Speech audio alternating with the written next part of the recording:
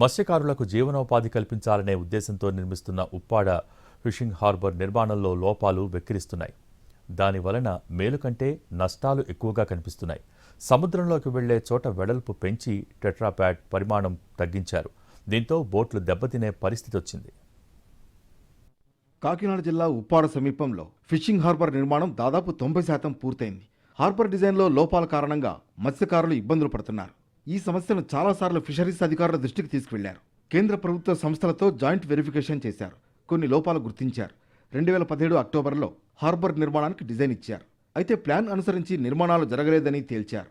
ఉప్పాడ తీరంలో అమీనాబాద్ దగ్గర 2500 బోట్లు నిలిపి ఉంచేందుకు వీలుగా సుమారు 289 కోట్ల అంచనాతో హార్బర్ నిర్మాణాన్ని ప్రారంభించారు. 2020లో ప్రాజెక్టు పనులు మొదలుపెట్టి ఇప్పటి వరకు దాదాపు 90% పనులు పూర్తయ్యాయి. ఉప్పుటేరు నుంచి సముద్రంలో వేటకు వెళ్లే మత్స్యకారుల బోట్లు ఈ హార్బర్ నిర్మాణంతో అలల తాకిడికి ఎప్పుడూ లేని విధంగా దెబ్బతింటున్నాయి. దానికి ప్రభుత్వం 72 లక్షలు పరిహారంగా కూడా అందించింది. ఈ సమస్య డిప్యూటీ సీఎం పవన్ కళ్యాణ్ దృష్టికి కూడా వెళ్ళింది. గతంలో ఏరియల్ వ్యూ ద్వారా పరిశీలించారు. చెన్నై నుంచి నిపుణులను తీసుకొచ్చి అధ్యయనం చేయిస్తానని హామీ ఇచ్చారు. 10,000, 20,000 రూపాయలు ఆయిల్ కొనుకెళ్ళి సాయంకాలంలాగా ఉండాలి. సాయంకాలంలాగా పడతాయో పడవో తెలీదు. మనకి వీలు కుదిరితే పడతాయి, రాబోతే వీలు కుదరకపోతే 20,000 అప్పు చేసుకొని వచ్చిన అప్పు అయిపోద్ది. దూరంగా వెళ్తే 20,000, 30,000, 40,000 అవుతుంది. ఏదైనా ఊరు వెళ్తే 1,00,000 రూపాయలు పట్టుకెళ్ళాలి. అలా పట్టుకెళ్ళినా సరే ఈ సంవత్సరం అంతా ₹1 ఆదాయం లేదు మత్స్యకారులకి.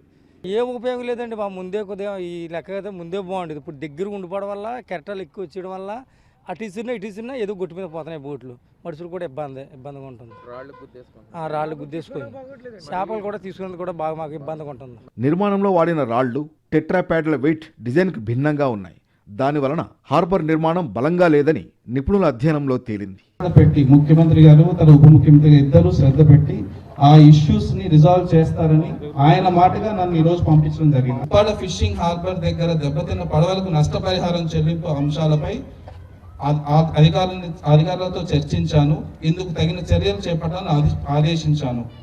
అలాగే మచిలీపట్నం, అంతర్వేది తదితర ప్రాంతాల్లో మత్స్యకారులకు వేట వెళ్లేందుకు అవకాశం ఇవ్వడం పైన ప్రత్యేక దృష్టి సాధించాలని స్పష్టం చేశాను.